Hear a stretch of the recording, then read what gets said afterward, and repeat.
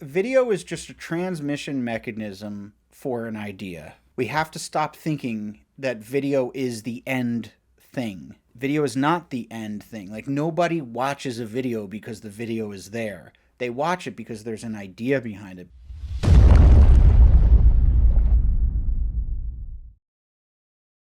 Hello, everyone, and welcome to the Think Biz podcast, your go-to destination for insightful discussions with business owners and industry experts.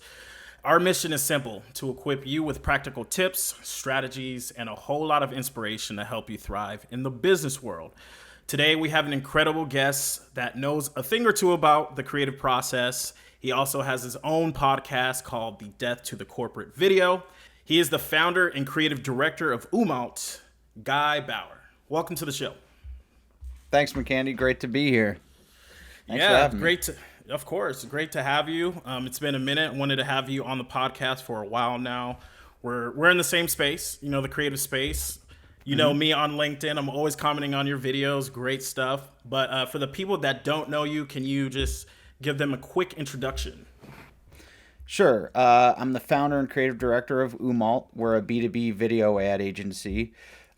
So we only do one thing. We only make video ads, and we only do it for B2B companies.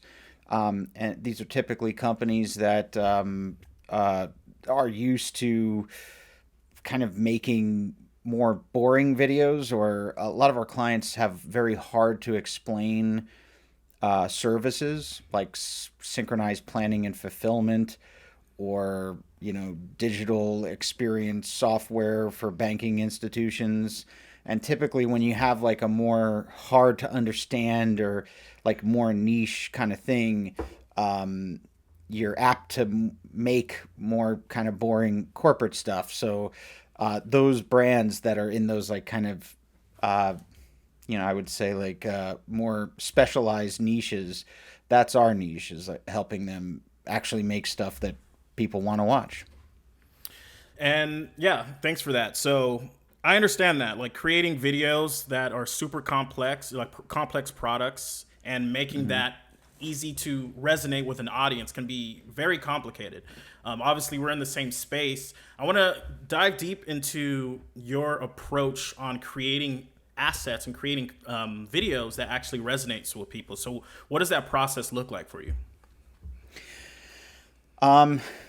I would say the the main part of the process is understanding.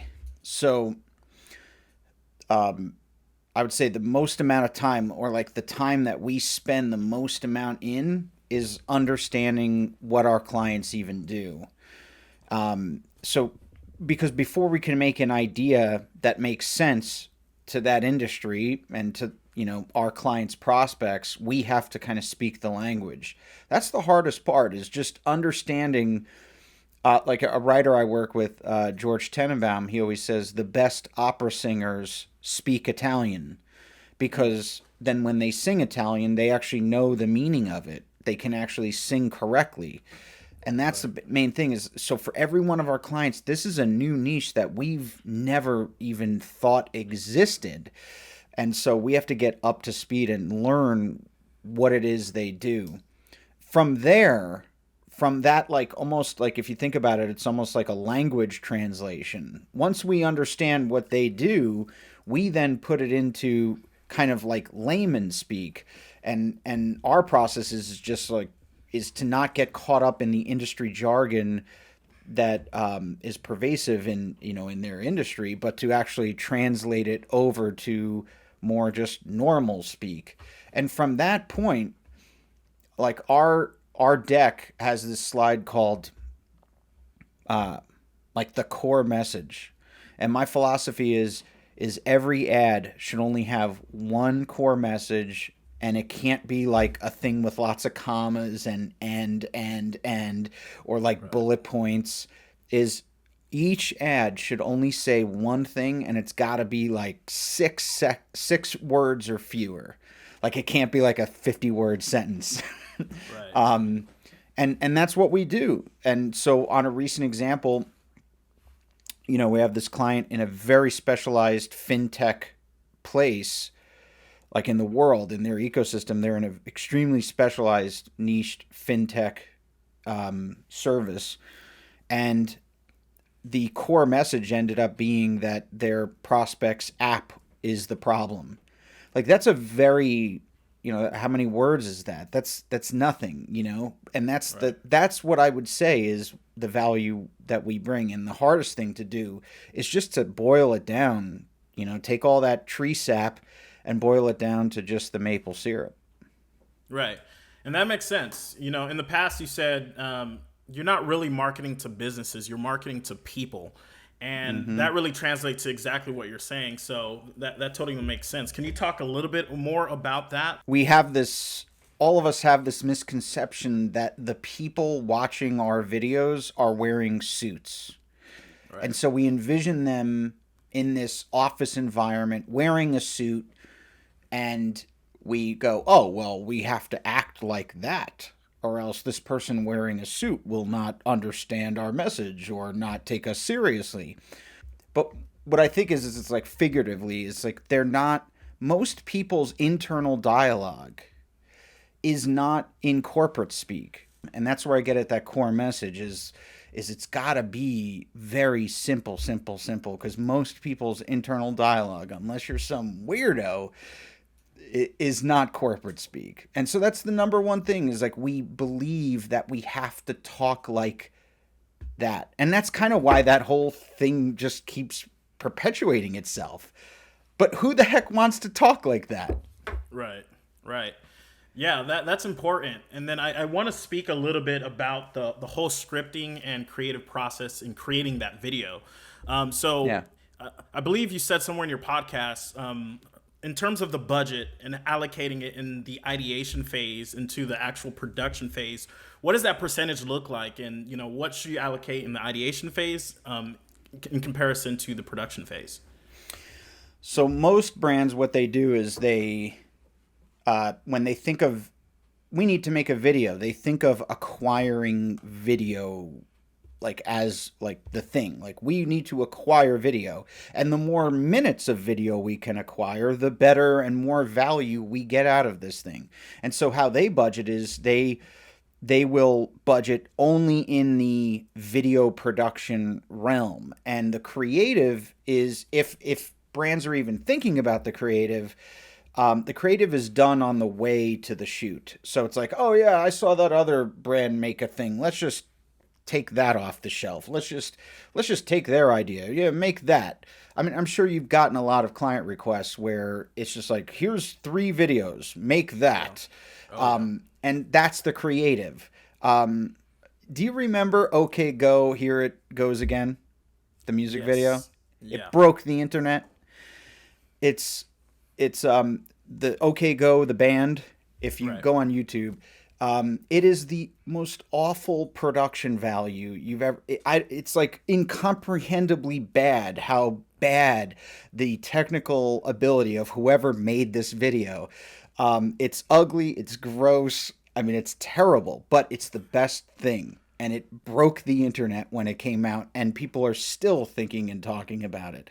It's because you have to start thinking, you have to stop thinking of video as a thing that you want a lot of, and just think of video as just a transmission mechanism for an idea.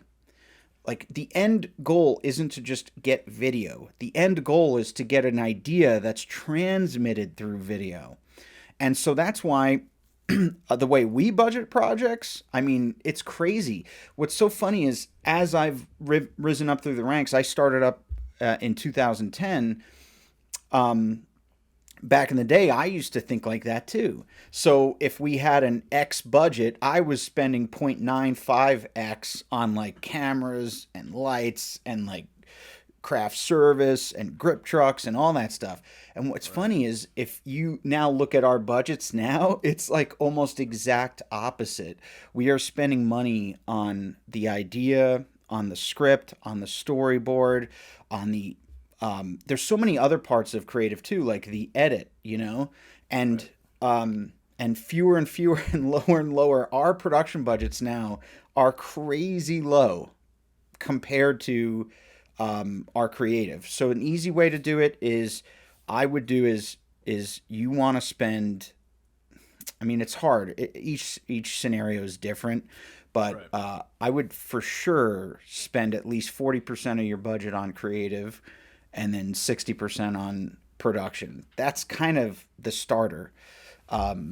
Each scenario is different, but the idea is you must spend more time and money on creative. Stop coming up with the idea on the way to the shoot.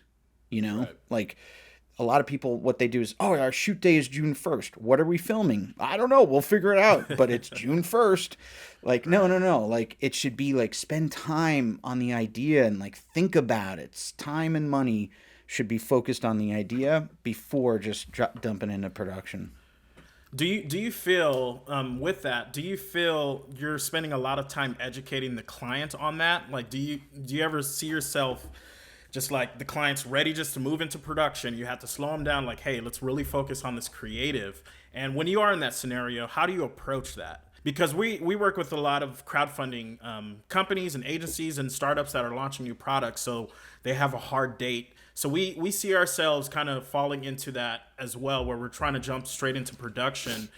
But Yeah. what is your approach to these clients and trying to educate them to really focus on that creative? Well, there's so kind of by brute force, we just say that this is our process and we will not deviate. And I could tell you this, McAndy, every time you've had projects that go sideways, or at least, I don't know, I don't want to presume, but I've had It projects that happens. have gone sideways. Yeah. Yeah. And every time, every single time when we do a postmortem on like what happened here, it's we deviated from our process. We let the client lead us. And the thing is that our clients hire us to lead them, to guide them to make great stuff. We're in a weird position where we have to worry about client service, so we don't just go, here's your videos, see you, goodbye. Like, Right. the client needs to have notes. But to a certain extent, I think as creative agencies, we do have to take the reins. I had lunch with a client very early on a project. It was regarding a project that went sideways, and he was really professional about it. And he brought me out to lunch, and he's like, you never pump the brakes, Guy. And I was like, but I thought I was being nice to you because they were like driving me really hard to Right. meet this arbitrary date. He was like, no, actually, what I wanted is for you to stop us. And I'm like, oh, thanks for telling me. But it's kind of Right. true. It's like, Yeah. so how do we do that? Is we don't really give people an option, or we make people pay for it. So if you're going to deviate us from our process, we still want to, we still need to take all the same due diligence and everything. But if we don't, I mean, business is business. Our typical timeline is 3 months. So there's projects that we're on right now where, it's 6 weeks, and but what we're doing is we're saying, well, we're going to fit 3 months worth of process into 6 weeks, and you're going to have to pay for that. And some of the Right. clients understand and some don't. But I really am adamant that every time a project has gone completely sideways, it's because we stopped being the leader and we stopped following our process. Like, I have made at this point hundreds of videos, maybe even into the thousands. It's the same thing as a pilot has landed thousands and thousands and thousands of times. Like, why would a pilot ever listen to a passenger on the best way to land a plane? It makes Right. no sense. And so that's kind of how I see it. No, I mean it makes sense, and I'm sure my team and project managers that are listening. They're like, yes, we understand that, we felt that. So that's great stuff. As far as the campaigns and waiting to see when, the fruits of your labor, essentially. How long does it take for video marketing campaigns in general to start to gain traction and lead to actual results? I know sometimes working with clients, they're impatient. It's kind of like SEO in a way, right? Like you start Yeah. changing some stuff on your website. And I actually talked to you about that when we rebranded from BTS TV to Think Raven, because I know you guys did rebrand as well. And we're trying to figure out, like on the SEO front, how to gain, still maintain that traction and traffic that we're getting. But in regards to video marketing in general and seeing the fruits of your labor, like on average, what does that timeline look like to see that ROI or the success of that campaign? Longer than you think. It's always longer than you think. How soon you see the ROI is all about your distribution strategy. And to me, that's a whole different skill set than creative. We've built that competency at Umault. And what I can say is that it always takes longer than you think. And so many brands want to hit go on their LinkedIn campaign and then tomorrow see leads. Just like how everyone thought that, Starship is just going to go to the moon on the first try. That's not how it works. In the initial days, months, weeks, your value that you have to like change your mind. The value you get out of the campaign is not leads and new business. The value is learnings. What's working, what's not. And then what you do is you slowly adjust and morph and figure out and pick and pull these levers and figure out the formula that works for you. I can tell you that Umault started doing so we advertise ourselves. We started doing paid media legitimately, like for real, consistently. And that's the other thing.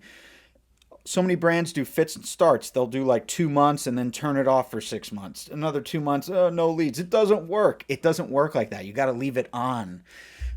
So we've been advertising consistently for about a year and a half, and we didn't book. We didn't like get our first direct attributable revenue where we can like point to this is a result of the ad campaign until a year in. But Wow. with that one client, our lifetime values are very high. So with that one client, it paid for the whole thing and then some. So Wow. that's where the budgeting of the paid and the distribution comes into play. What's your customer lifetime value? And from that, that's how you work out how much you're going to spend on paid, whether it be like a PR strategy or paid. But yeah, and like I said, that's 50% of the equation because there's so many great ads that get unseen because brands just threw it on YouTube. Right. And they're like, oh, it didn't work. Yeah, I mean, when we first started into the video game, like my mindset personally, it was just like, let's create cool stuff. And then over time it's like, yeah, you can create a really good video, but if no one's seeing it, what is it doing? If it's not solving a specific business problem, it's not really doing anything for you. And then we really try to focus on strategy and trying to understand where's this video going to live actually, right? Because there's different videos. If it's in the awareness stage, the consideration phase, or whatever phase that it's in, there's different types of videos that resonates with your audience. You know what I mean? So we really try to focus on our strategy now to really implement that. But yeah, I totally resonate with what you're saying, and it's very important. And really having a good strategy in place that will actually have your video be shown and seen by a number of different people is important. I want to talk a little bit about, as far as being creatives and video people, right? It's accessible to pretty much everyone now, like with camera phones and stuff like that. Are you finding it difficult to, I guess, differentiate yourself from either other video agencies or just everyday people that have like this crazy iPhone that shoots in 20K and shooting their own stuff in UGC content or whatnot? Like, are you finding it a little bit difficult or challenging? Well, it's always been challenging. The game is always changing. So when I started in 2010, that was the dawn of the DSLR revolution, and so the competitors that I was like bidding up against, and I was like bidding, $1,000, $2,000. they were bidding 120 grand on those projects because they had old CCD like camera systems that cost them $200,000. And here I come in with my 60D and it shoots stuff that's just infinitely better than those huge systems. So I disrupted a bunch of people before me, and then over the past 13 years have been disrupted on Right. many, many times. And so what I can say, as you know, I've been in this for 13 years, is it never gets easy. There will always be more pressure on you than you care to have. And what I've learned is that's why you have to focus on your creative voice as a creator, and kind of have confidence that you have something to say. Because here's the other trend I've noticed is that every time I've ever like copied some other video that's popular, or that I'm like, oh yeah, I want to like I Yeah. see some agency that does it, or like a director, I'm like, yeah, I'm gonna do that. The All client's the time. always Yeah. like, whatever, meh. But then when something comes from my heart and it's just something I've never seen before, and it just is like easy to write because it just comes from my brain, it works. Everyone like loves it and they're like, hey, this is great. That took me forever to get to as a creator. Forever. Still getting over the fact. I am still getting over the fact that, like, wait, are you sure? Like, maybe you want to, like, maybe let's go to, like some other sites and see what they're doing. I still have that urge to not trust Right. myself. So, and what I've noticed is that ever since I flipped that switch and started trusting myself and trusting, like, kind of the process that we've come up with, that the differentiation thing kind of takes care of itself. Because here's the secret about at least all agencies is we all say we're creative, we all say we're story driven, we all say we're name all the things that, like, we take a cinematic approach, whatever, like all these things, we all say the same thing. Words really don't matter. I'm convinced that most people are making decisions based on just feelings, and the It's true. words can just be like Sims talk, like hasn't I don't know, like it doesn't even matter. Like it's all white noise. It's just nothing. Part of me wants to just make a website that has no words, and it's just videos. But Right. to me, that's and so I think, like, very early on, I used to make these $200 videos, and this plumber gave me like really good wisdom.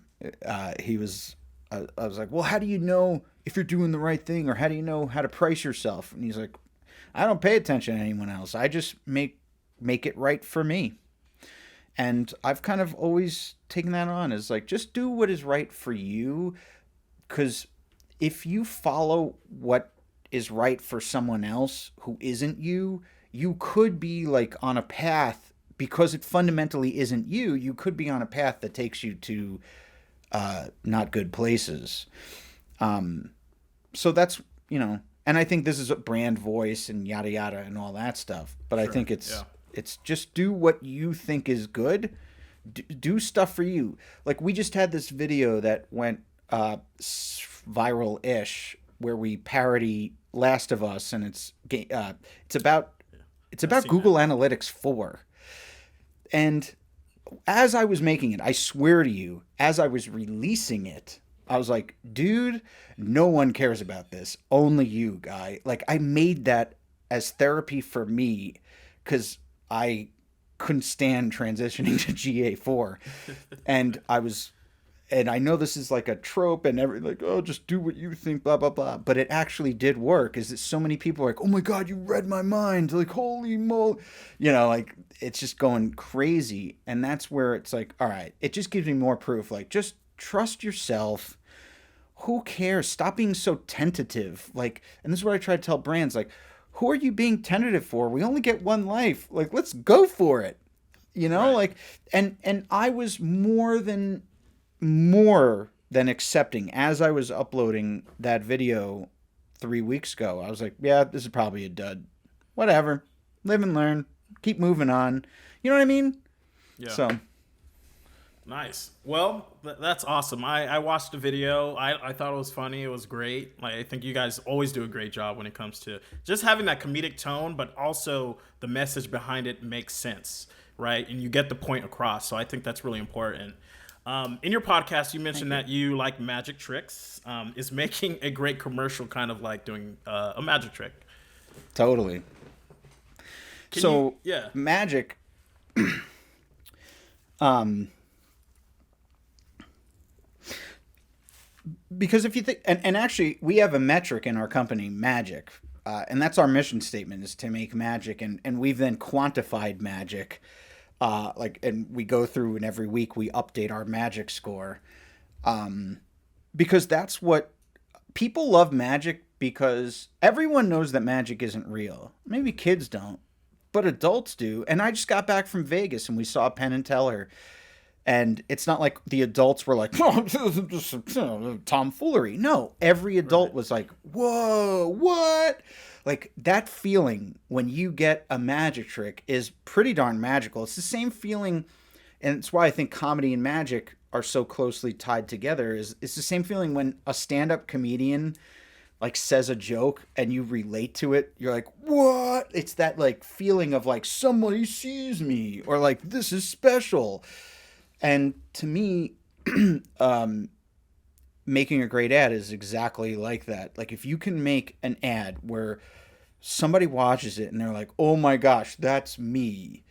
And you give them that like psychic reading moment or that joke moment or that there's just this like firework in your heart. Um to me again, and that's not a rational thought. Like at Umault, we're going to give your clients a firework. Like that doesn't even make sense. Like so it's hard to speak like this. It's hard to and it's and that's like and Rory Sutherland has a book called Alchemy where it's all about this, where it's like it, what makes people buy and what makes people like fans of brands has nothing to do with the words. The words are just trying to get everything is trying to get to a feeling. And that feeling is just magic. It's that same feeling you get when you see a great magic trick. And it's like a very human feeling of like, this is fun.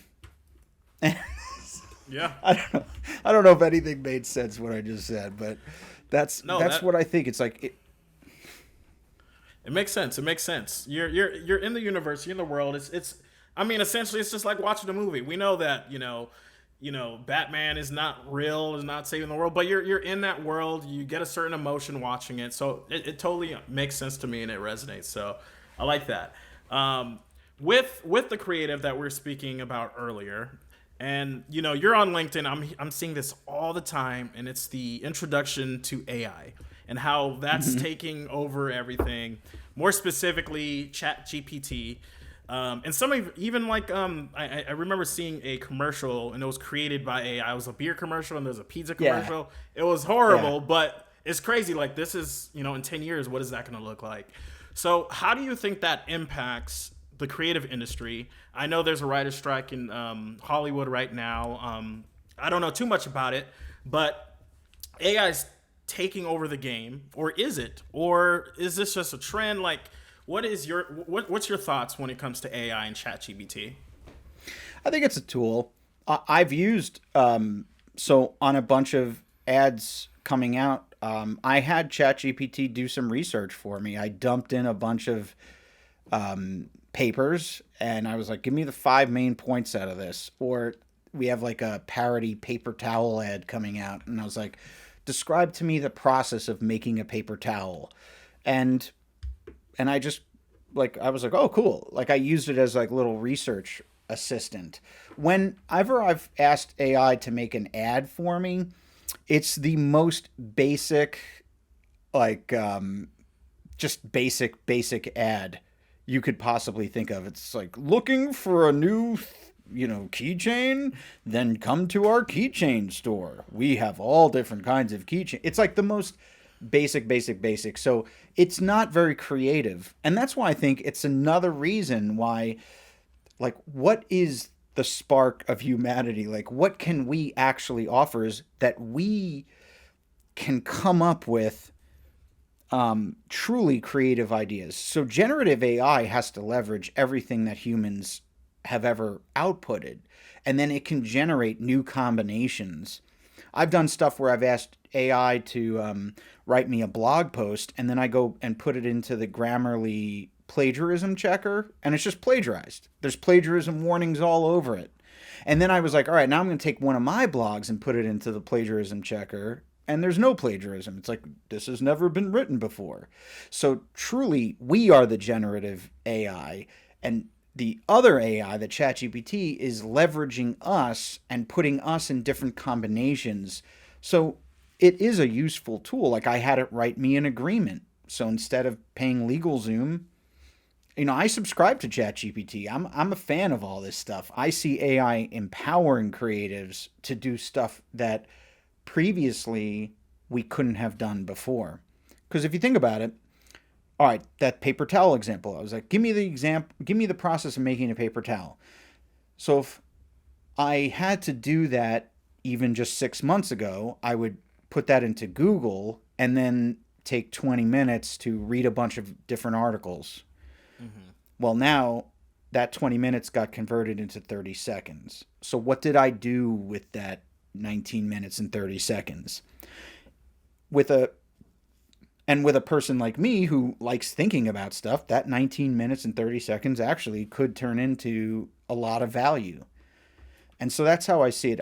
I see now, for a lazy person, that 19 minutes, 30 seconds, they're just going to watch YouTube videos or whatever. And they're not going to, but put AI in the hands of capable creators, and it will just turbocharge us, because now our brains only have to focus on the really important stuff, just like how pilots only have to focus on the really important stuff now, and safety has gone through the roof. So that's how I see chat. I see all that AI stuff. I love it. I'm addicted to it. And I don't see it as a threat at all. Now, I don't know, there was that AI video editor thing that people went nuts over, but oh my gosh, that is so basic. So I don't know, maybe this will all age like milk 5 years from now, when we're all on some kind of defense force and me and you are fighting machines. Yeah, right. Exactly. Some Terminator. Yeah. This is recorded. It's going on the internet. Yeah. Oh, man. You never know. Why? How do you see it? No, very similarly. Like before, I was when I first discovered, not that I discovered it, but when I first started using it, I'm just throwing in random, I would have a brief, then I'll put all the information from the brief and be like, okay, write a 30-second commercial. And it would write something. Yeah. Obviously, this is the first time I've seen it. I was amazed. I was up till 6 a.m. in the morning just coming up with different ideas. But obviously, then I began to see some of the flaws, like you mentioned. It was very basic stuff. But like you said, it's using it to do research for you, to put in a whole bunch of information. And there's and the fact that you can connect with other tools is great as well, like Zapier.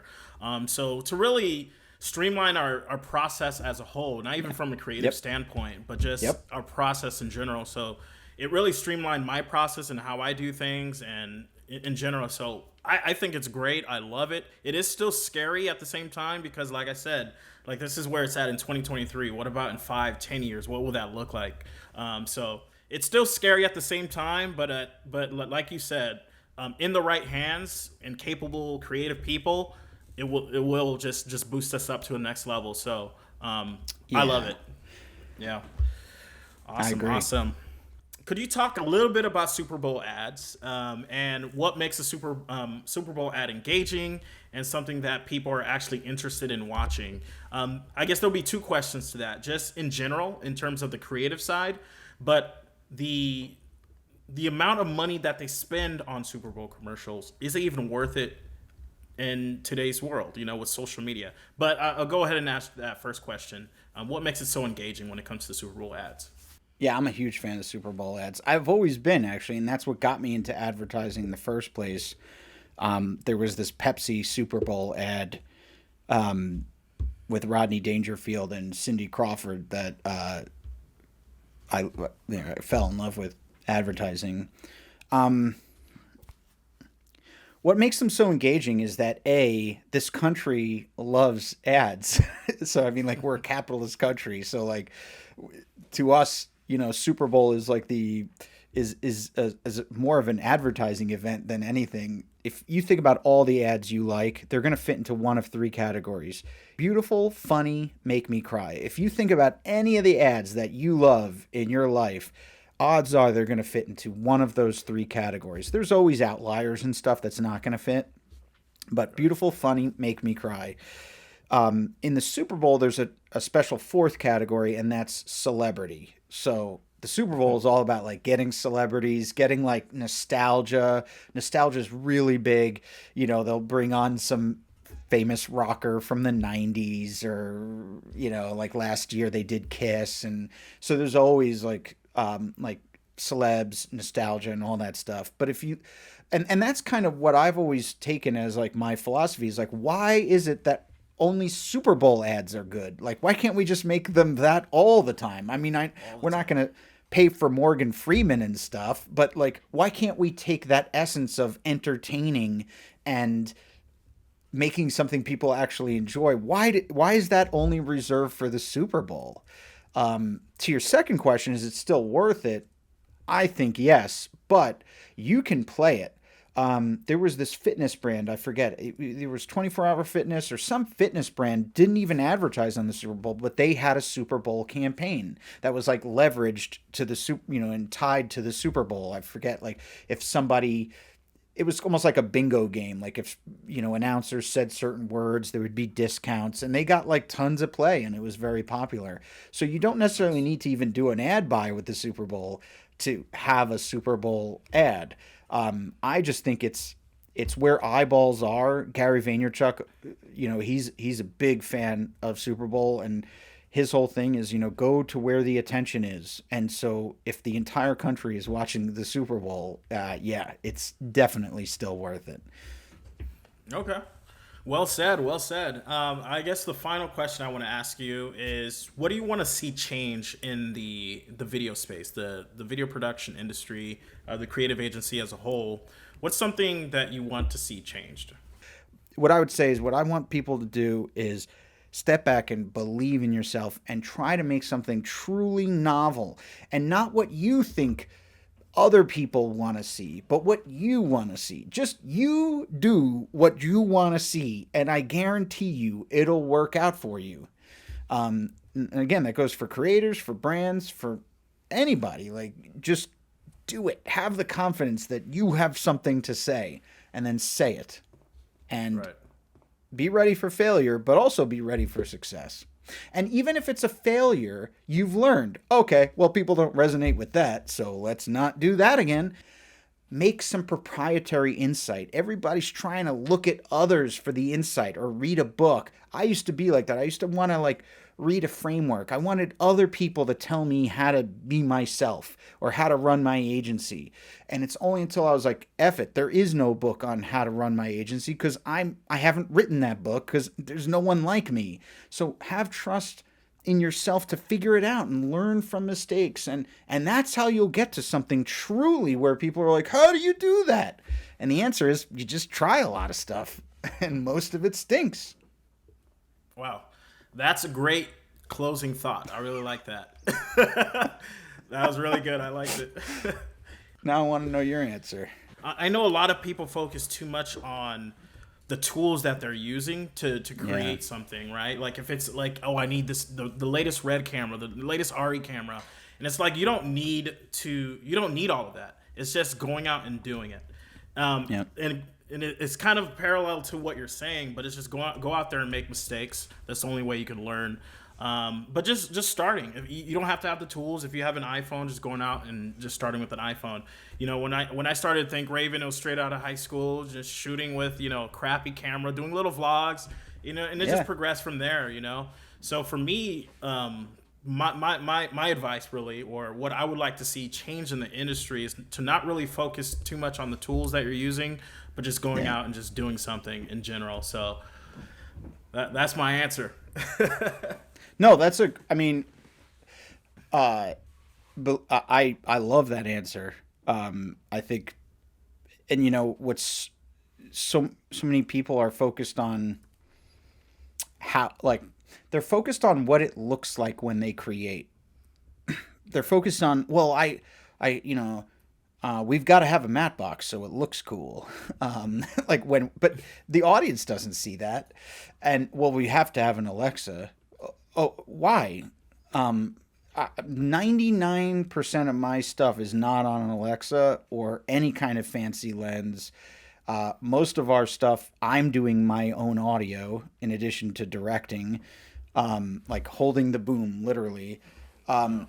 I don't really focus on what it looks like. I probably look silly and kind of ridiculous doing all that stuff. And so many people are like, all right, we need an AC. Why? Is focus changing so much that you need an AC? Like, yeah, like each job should be only the bare, like, instead of how much you can get, think of how little you can do it for. So my go-to camera, I'm obsessed with the Sony FX series. The FX6 to me is like that's as much camera as you possibly need in my book. So yeah, I agree with you, man. I think the tools, they're irrelevant. They're irrelevant. And if you have a good colorist, it doesn't even matter. They can color anything. What's so funny is I always bring the footage to colorists. I'm like, all right, this was shot on this with this codec. It's 422 HQ with a S-Log 3.cine, and they're like, I don't even look at that. I just like they don't even care. That's interesting. That's interesting because it's kind of like, when you're starting to get into filmmaking and stuff, you're really focusing on all of that stuff. But obviously, someone with as much experience as you are saying it doesn't matter, or obviously we know it matters to a certain extent. But it does. Yeah, but there's a level to it where it's just like, I don't look at that stuff, right? It's kind of interesting to see when people are more experienced in a certain industry, they don't do what's like in the book or what you think that should be done, because it's like in reality of things, like, we don't have to do it that way. We can just get it done, or whatever the case is. So that's interesting to me. That's awesome. The video is just a transmission mechanism for an idea. We have to stop thinking that video is the end thing. Video is not the end thing. Like, nobody watches a video because the video is there. They watch it because there's an idea behind it, because there's some kind of thing that they learn about life or whatever. Or just, it's funny. So video is simply a transmission mechanism. And it's my core competency. If I was a painter, I would just transmit. It's not like we look at Van Gogh and like, oh, he used a 2/16 brush on that. And then he used a biodegradable. I don't even know. I couldn't even like tell you the specs of the painting. It's not like we go like Van Gogh. Yeah, that's 1920 by 480 on that, and he used an oil. Blah blah blah. Like, nobody talks about specs. Why do we talk about specs so much in video? Like, it's the painting. We look at the Van Gogh painting.